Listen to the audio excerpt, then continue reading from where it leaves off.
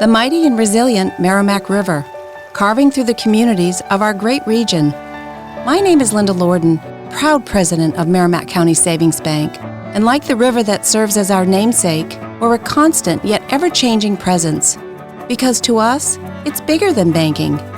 It's about powering communities and putting people first. It's about knowing where you came from and where you're going. That's Merrimack style. Visit us at themerrimack.com. History as it happens, July 9th, 2024. Europe's turbulent politics. Nearly 200 million Europeans went to the polls to elect the 720 members of the European Parliament. French President Emmanuel Macron calling a snap parliamentary vote after his alliance suffered a big defeat by the populist right in European Union elections. Are you a fascist? If you ask me like that, I probably would say yes, but I have to complete the term and say I'm a revolutionary. French General Assembly election results for the second round are finally in, and they are super unexpected. Le Pen's national rally did not win. French far right has split with the German AfD in a row over the SS. The ruling Conservative Party, which has been in power for 14 years, is heading for a historic defeat. The far right surged in June in the European Parliament. In July, the Conservatives in Britain were sent packing. The far left in France shocked everyone. In many of the 27 countries of the EU, the center is holding, but the challenge from far-right nationalists will remain. Where did this populist anti-immigrant surge come from? That's next as we report History as it happens, a podcast from the Washington Times. I'm Martin DeCaro. There are different reasons in different countries, and we need to look at them individually. There's never a single explanation for the rise of far-right preferences. Most people would trace this to the financial crisis of 2008, the austerity measures in many countries that disproportionately hit the working class. At the same time, you have social democrat or labor parties who normally cater to the needs of the working class that have dropped in public preferences. A century ago, fascist movements overtook Europe. They destroyed democracy and waged wars of conquest and genocide. After the Second World War, an iron curtain descended over Eastern Europe, a communist shroud that imprisoned that part of the continent until the end of the Cold War. After 1991, all of Europe appeared free at last least for a time, to embrace the new European idea of putting racial hatred and aggressive war permanently in the past, to embrace human rights, pluralistic politics, and market economics. Historian Ian Kershaw's book about Europe after the Second World War, The Global Age, Europe 1950 to 2017, delves into the origins of the current populist moment, personified by the far-right parties who picked up seats in the European Parliament elections a month ago. I'm referring to the '08 crash, the migration of millions of Middle Eastern refugees, globalization and the resulting income inequality, as social democracy, the dominant politics for so long, began to give way to austerity budgets. Working-class Europeans felt alienated or left behind by the consequences of what some call neoliberal economics. Generally speaking, and I understand I have to be careful when generalizing about a continent of hundreds of millions of people, the result has been an inward-looking nationalism that seems to threaten the ideals upon which the EU was built. Yet democracy in most EU countries is not seriously imperiled by the populist, xenophobic parties of the far right, whose anti-immigrant attitudes and justified economic anxieties make for a toxic mix. What I mean by that is neither France nor Germany, for example, is on the verge of losing its democratic institutions. Still, there are reasons to be unsettled. The Associated Press noted that in the Netherlands, a founding nation of the EU, known for its tolerance and liberalism, has been shaken up by Geert Wilders of the anti-Islam Party for Freedom. In Austria, the right-wing Freedom Party did very well in the European Parliament elections in early June. And in Germany itself, the birthplace of Nazism, the far-right Alternative for Germany, or AfD, came in second place in that vote. Here is one of its European Parliament members, Max Krah, in this interview with the Brussels Signal, calling for an end to mass migration, not a reduction, an end. I want to ask you what your views are on the migration pact, please. It's one of the big pieces of legislation going through. If we don't stop migration, everything else is done. Because then here there is no Europe anymore. There is a German, you can say, a proverb: if you allow half of Calcutta to immigrate, you don't save Calcutta, but you become a second Calcutta. You can play this with Africa, then it's more obvious. So we have to stop it. We have to stop it immediately, and we have to talk about remigration, because there's so many people here that will not succeed, that will never integrate, that are just here taking welfare and becoming radicals. So migration is the key, and there's no reason to let every year 100,000 of migrants into Europe. That was the same Max Krah who said in May, not all members of the SS were criminals. Hitler's SS was one of the chief perpetrators of the Holocaust. So this does not mean the alternative for Germany wants to start another world war and murder immigrants. We're not really seeing a repeat of the 20th century fascism anywhere in mainstream European politics, but rather an anti-Brussels, anti-Europe, nationalist strain in some countries. Or a different point of view from Imran Khalid, who wrote an op-ed for The Hill. He says the aftermath of the EU ballot reveals not a rejection of Europe, but a call for redefinition. It's not merely an anti-European sentiment at play, but a complex demand for a redefined European identity. The rise of nationalist fervor, he says, fueled by concerns over inflation, immigration, regional conflicts, and ecological transitions, underscores a disquietude palpable across generations. What's most disconcerting is the allure of these ideologies among the youth, a demographic once perceived as immune to such appeals. Well, that may be true in some places, but not all of them. In the United Kingdom, the ruling Conservative Party was routed. Labour's Keir Starmer will be the new Prime Minister, the first Labour PM in 14 years. Now, we can look forward again. Walk into the morning. The sunlight of hope, pale at first, but getting stronger through the day, shining once again on a country with the opportunity, after 14 years, to get its future back. One country I haven't mentioned yet, Russia. Is Russia part of Europe? Might be more accurate to say Russia is at war in Europe, in Ukraine, a war against the West. Veronica Anghel is a political scientist at the European University Institute in Italy. She's an expert on democratization and European integration. Veronica Anghel, welcome back to the show. It's good to be here, Martin. It's an indictment of the job I do as a host that I haven't had you on in more than a year, so please forgive me there. I will think that you only have me when there's very bad news coming out of Europe. That's true. You know, everything I talk about here is depressing. And you are joining us, though, from Italy. Every time we speak, I'm in Washington, you're in Italy, and I want to trade. Although for some reason, I think you prefer to be in Italy than Washington in the summertime, 100% humidity, so... All right, we could talk about some individual countries because I'm sure you agree it's hard to generalize about a continent the size of Europe. I mean, what's going on in Britain versus what's going on in Hungary, within France, within Germany. No two situations are exactly alike. But Veronica, do you think there is a global trend where we see populism on the rise in the democratic world? So it would be very difficult not to agree with that. First of all, you will find me referring to the rise of far-right politics most actively in this conversation. And I will try to stay away from conflating it with populism.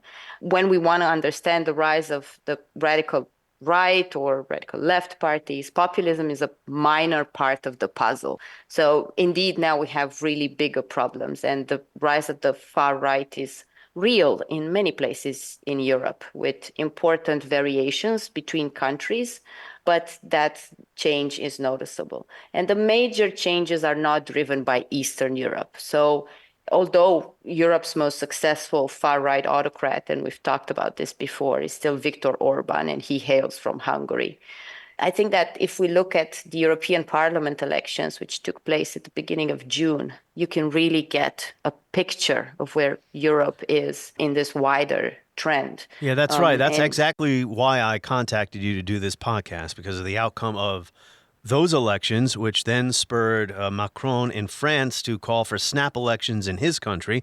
What are the causes of this development? Why are voters reacting this way? What do they find appealing about this message?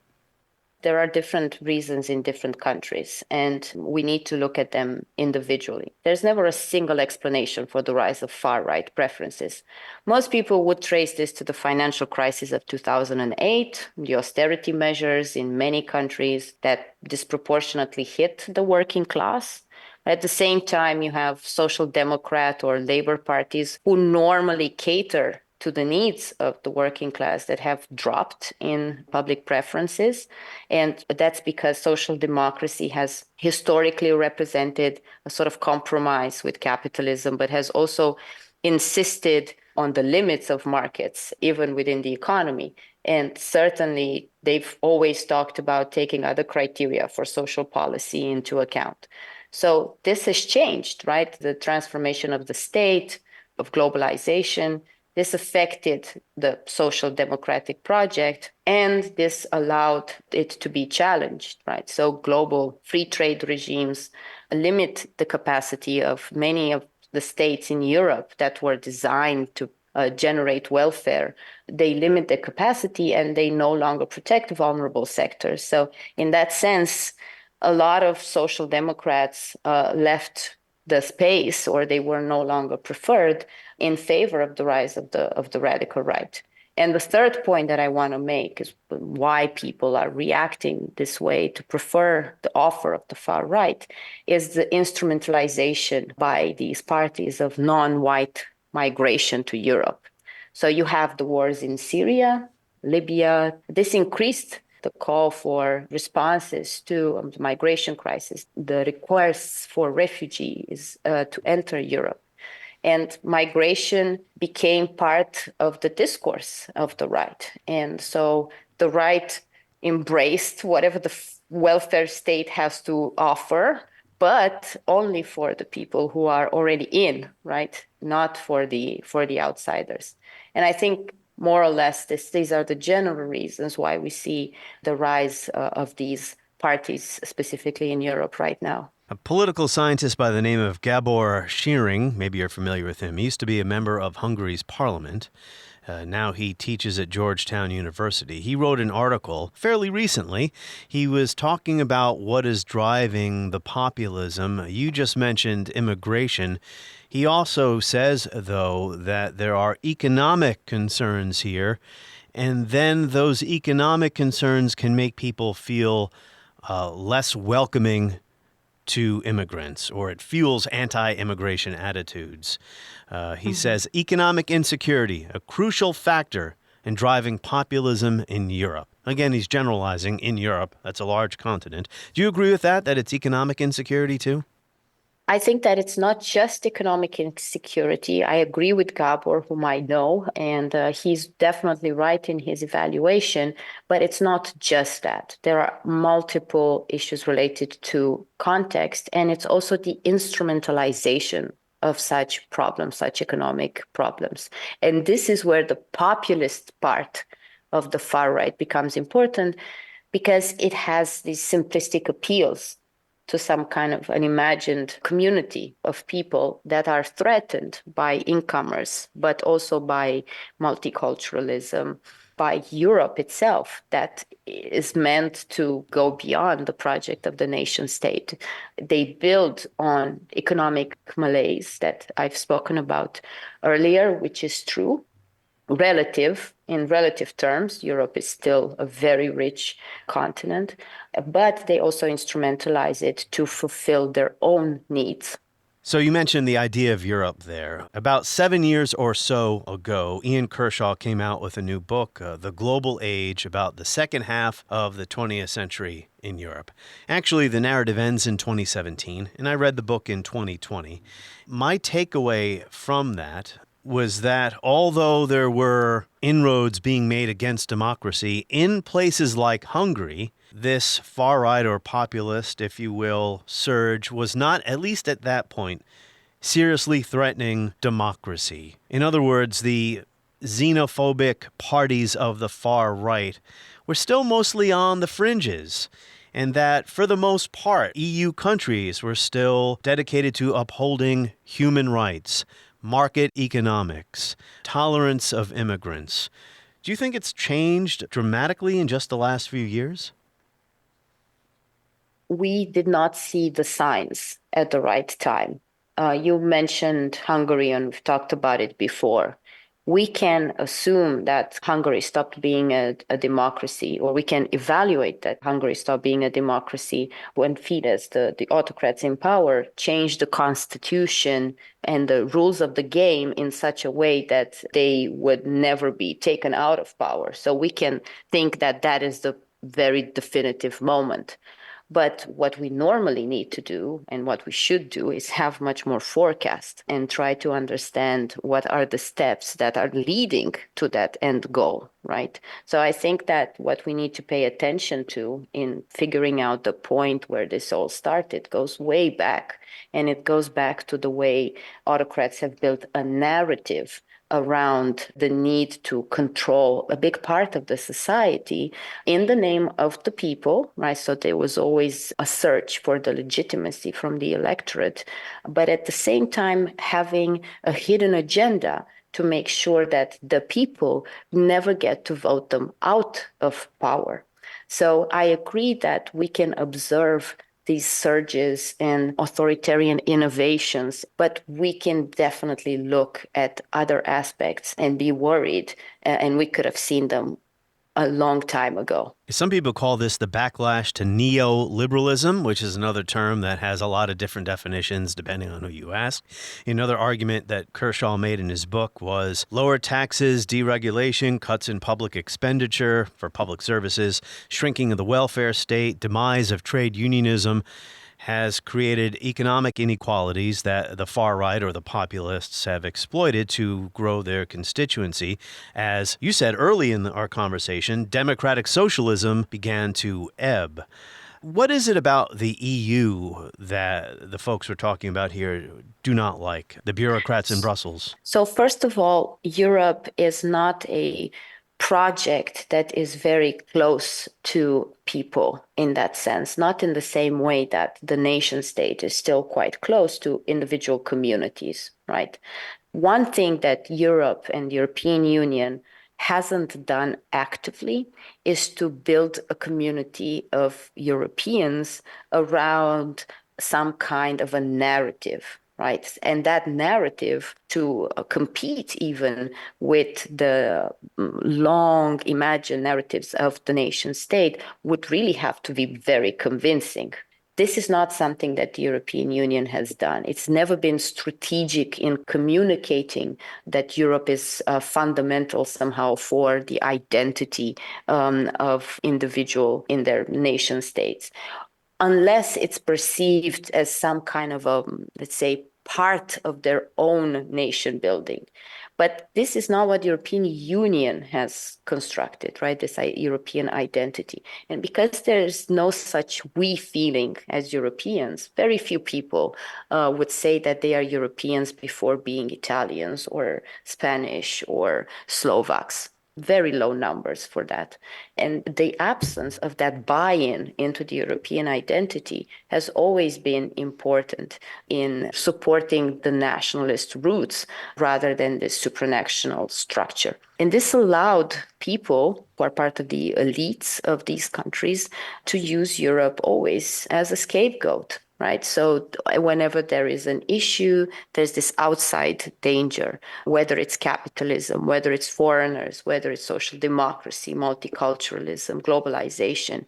There's an outside threat. It's not us that are not delivering what you need. It's somewhere else. The problem is somewhere else. And unfortunately, this is exactly how the European Union has been used by many of these autocrats, including Viktor Orban most successfully, but also Marine Le Pen, and in worse times in the relationship between Italy and the European Union, it's also been used as part of the discourse of the rising far right. Is the aim to destroy democracy or to hollow it out, or how would you put it? I think that many of the policies that these people have once they are in power are incompatible with democracy. The part about liberal democracy that we never talk about that much is not related necessarily with the challenge to human rights. We talk about that rightfully because this is a major issue in society, but the things that we want to look out for, and those would be the gravest signs, I would say, would be the absence of commitment to how democracy works. Meaning, you have to share power. You have to accept that you are also going to lose some of elections some of the time. You have to exercise forbearance, right? You have to make sure that when you are in power, you are not going to completely destroy your opposition. You have to allow for a free media to exist. You have to permit the existence of nuances. And you also have to condemn strongly any kind of ideas that would only look at issues related to law and order and would not accept that there are a lot of groups of interests or minorities that have a different preference in how things should be governed and that they should be part of the conversation. So I think that this part about the resistance to follow the rules of the game that you initially accepted to, when you were voted into office, this is the worst part that is always very telling that someone is not following the rules of democracy. We're recording our conversation before the second round of voting in France will be completed, and the episode will be published after that. So in the nebulous world of podcast timing, people can keep that in mind, that by the time they're listening to this, they will know something that we do not, and that is who actually won the most seats in France. But regardless what happens, whether the national rally of Marine Le Pen wins an outright majority in the parliament or not, they are here and they're here to stay, right? And to your earlier point about this inward-looking nationalism, isn't it that the National Rally is trying to define or redefine what it means to be French? In other words, all these immigrants and the stuff they're bringing into our country, this erodes what it means to be French. They are definitely making that case, although they have a very exclusionary understanding of what it means to be French. More importantly, people are responding to their offer. And sometimes we forget there is a very important demand side to these conversations. So Marine Le Pen has a lot of things in common with other parties that have gained a lot in Europe, including in Austria, in Germany. And some of the things that they have in common are exactly connected to stopping the direction that Europe has taken, according to them, which is not true. Europe is not really going into a direction of more inclusivity, but they make it sound like it is. And they want to close EU borders to people mostly from Muslim background or what they generically call Africans. We also have to remember that these parties are kind of an overstretched arm of Russia in Europe, and that they have aligned themselves with Russian interests for a long period of time. And we have to question their announcements that they have stepped away from that relationship to the extent that they are making the case that they have. What's frightening to me is that the National Rally, I guess they used to have a different name, they changed it. They were viewed as a pariah. I mean, they're not conservative. They are far right.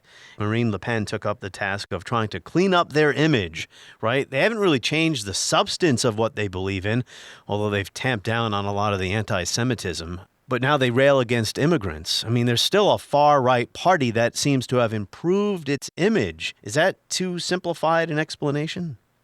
No, I think that goes to the core of the issue, indeed. National Front is what they used to be called. They did try to rebrand.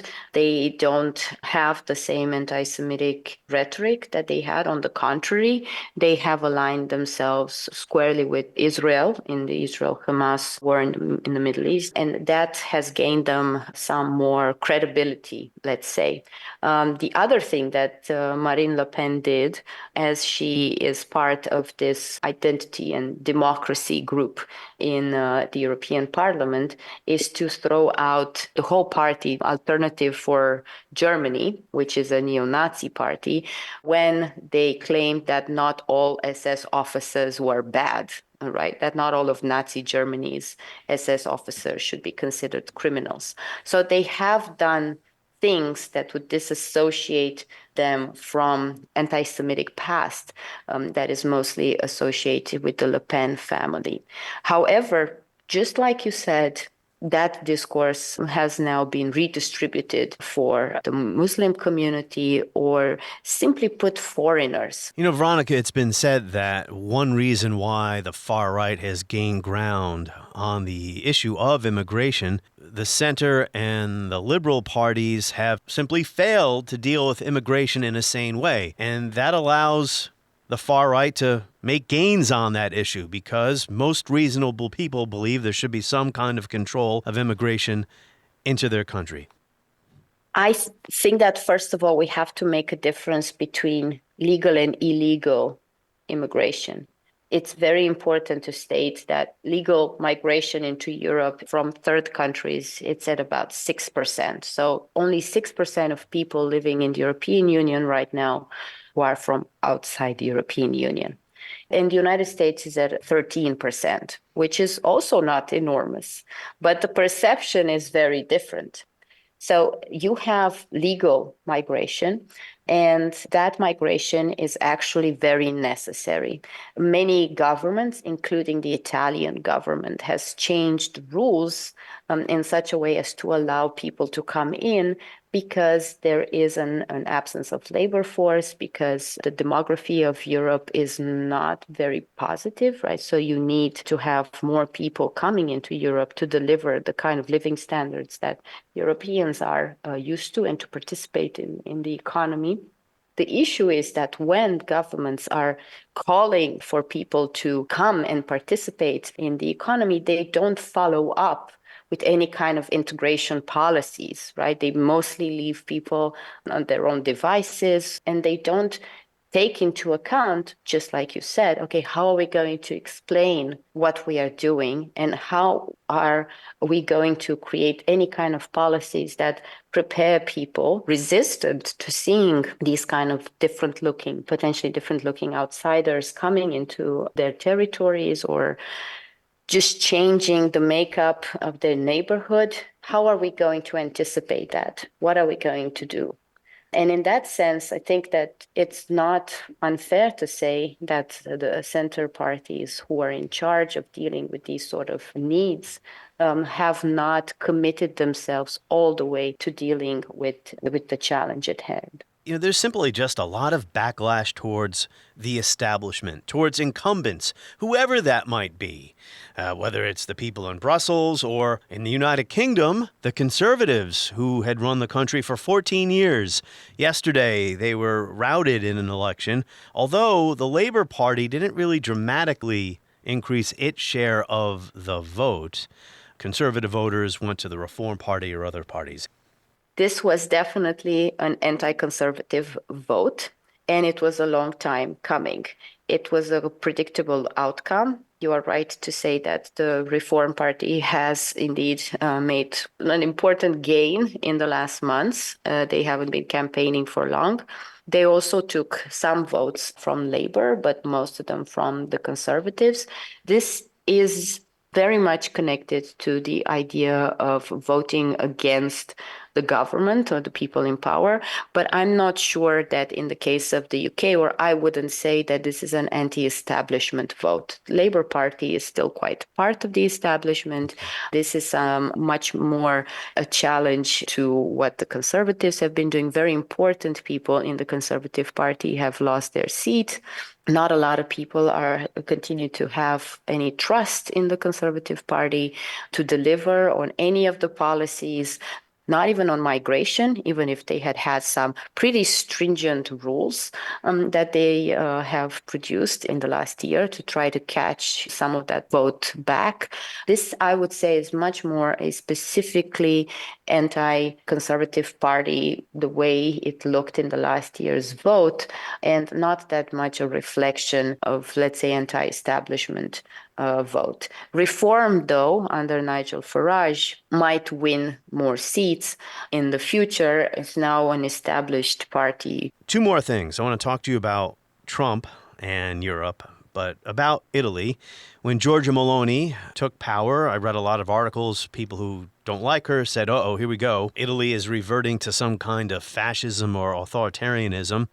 I don't know. I thought maybe it was wrong to pigeonhole her that way. Has she surprised you? How would you... She's been in power now for a year or so. How would you describe the way she's governed Italy? I think that she surprised everyone with her commitment to Western policies that are very much preferred right now. Her support of Ukraine did not put her in the group of Orbáns and Le Pens. And this was a big sigh of relief that we all had, that she wasn't going to play Russia's games the way Viktor Orbán keeps doing. However, we have to look at signs for things that are not right. One of them is the way in which her government has taken over media freedoms. For example, there's still private media. It's not Hungary yet, but there's definitely a huge concern. There are reports coming out about effects of her government on media pluralism. She hasn't advanced in terms of liberal democracy, human rights. On the contrary, she's taken back some of the rights that minorities have had, particularly the LGBTQ community. And she has also allied herself with people with a very strong fascist commitment that she has never spoken against, right? She has a very clear attitude towards allowing people to say what they want, and this includes fascist solidarity with Italy's far-right past, right? So there are people around her, including the head of the Italian Senate, known to have a collection of Mussolini busts at home. So there are a lot of things that, if you put together, would rather increase the concern that she's only playing nice for a period of time and she's testing the ground. She's a very competent leader in that way, very, very charismatic as well.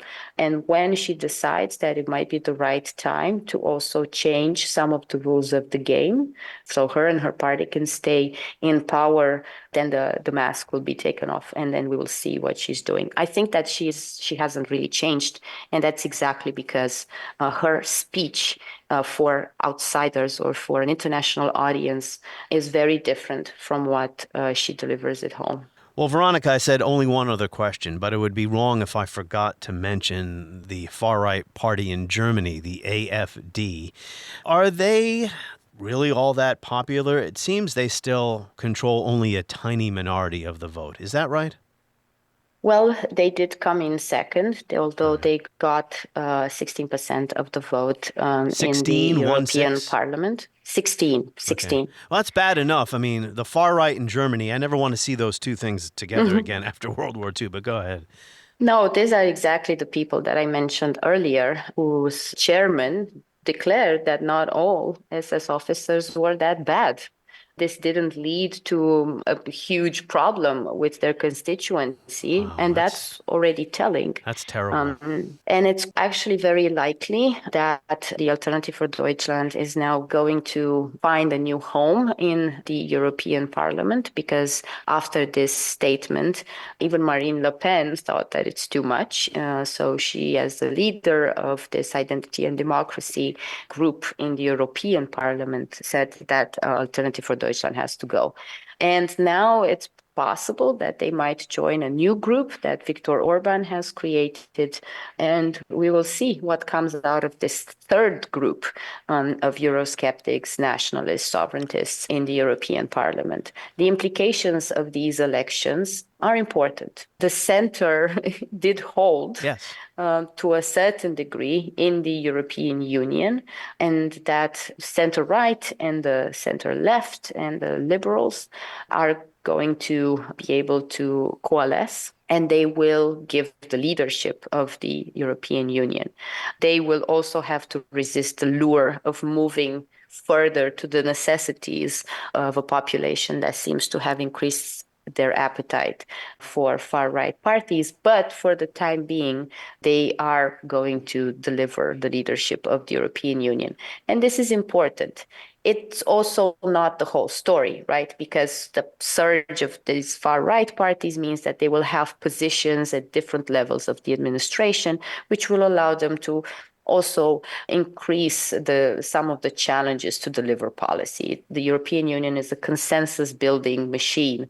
So if there aren't good collaborations and effective governance at this multiple levels of decision-making, then you will have a very stagnating policy environment, and that will just deliver more, let's say, disappointment for your constituency. You know, I've heard so many things in American politics the last decade that I never thought I'd hear politicians say and get away with. In a German context, any German politician saying something like that about the SS is just, well, hard to imagine. So there are more stories like this, unfortunately, including a gathering that they have had very close to Wannsee, and that name should also the Wannsee Conference, where they wanted to agree on a protocol to not allow foreigners in Germany again.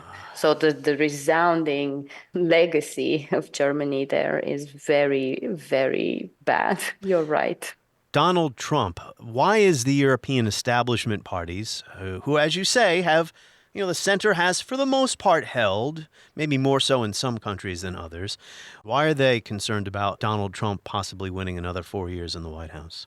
Particularly in connection to Europe, the concern is that we have a very little understanding of what the foreign policy of the United States would be.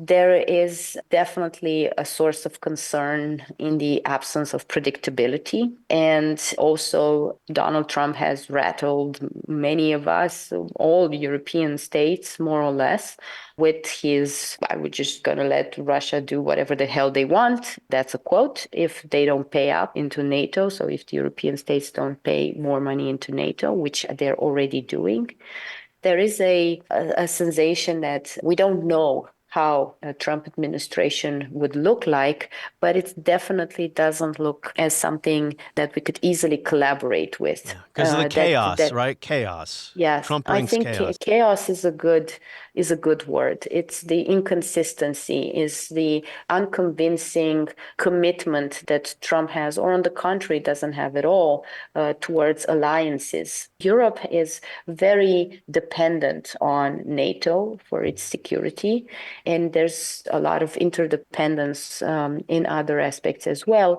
not least in having any kind of Western leadership in the world, right? So the United States deciding to isolate itself from Europe and from the greater world and have a preference for alliances or connections with autocrats like Putin, whom Trump has made it quite clear that he respects and admires.